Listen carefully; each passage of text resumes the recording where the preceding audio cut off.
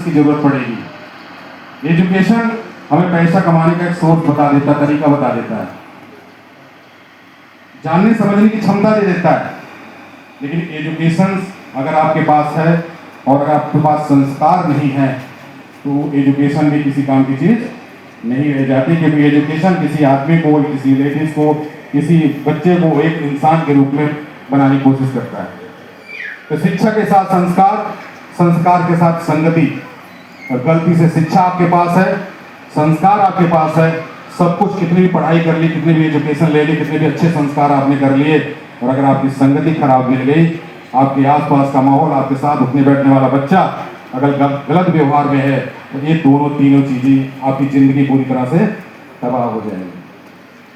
तो शिक्षा, संस्कार और संगति बहुत ज्यादा जरूरी है। और इन सब चीजों में 3-4 पॉइंट्स हैं, उसको बहुत आप ध्यान से देख के चलेंगे तो आप 100% सफल होंगे अपने, चाहे किसी कैरियर में, चाहे किसी भी एग्जाम की बात हो। आप कभी भीड़ के हिस्से मत बनना। भीड़ का हिस्सा मतलब जो आपका साथी कर रहा है, आपका फ्रेंड कर रहा है, अगर आपका उसमें इंटरेस्ट नहीं है, आप सिर्फ इसलिए कर रहे हैं क्योंकि आपका फ्रेंड कर रहा है, तो उसके पीछे मत भागना। क्योंकि हो सकता है वो उसकी रुचि हो, आप सिर्फ देख के कर रहे हो, वो तो पास आउट हो जाएगा, क्या पता वहीं के वहीं रह जाए। तो बेहतर होगा हम भीड़ के हिस्से ना बने, हमको वही बनना है जो हमारे अंदर जो इंटेलेक्चुअलिटी है, जिसमें हम पारंगत हैं पूरी तरह से, जिस तरह से हम उसमें पूरी तरह मेहनत कर सकते हैं, जो हमारे लिए बहुत ईजी है। और उसके साथ साथ कभी अगर आप हार से डरते हैं, यानी असफलताओं, अगर आप असफल हो रहे हैं, तब भी उससे आपको डरना नहीं है। विजेता वो नहीं होता जो असफलताओं से, जो कभी असफल ना हुआ हो। विजेता वो होता है जो कभी हार से डरता नहीं है, हमेशा प्रयत्न करता रहता है। घड़ी मत देखना, घड़ी क्या कर रही है इसको देखना है। घड़ी क्या करती है? बिना थके निरंतर चलती रहती होती है।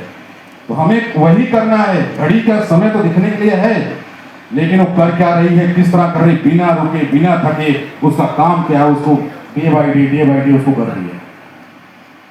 100% वो चीजें बहुत ज्यादा आपको सहयोग और सपोर्ट के रूप में आपके कैरियर में सपोर्ट मिलेंगे। एक ज्यादा नहीं, एक साथ और कह के अपनी बात को खत्म करूंगा मैं।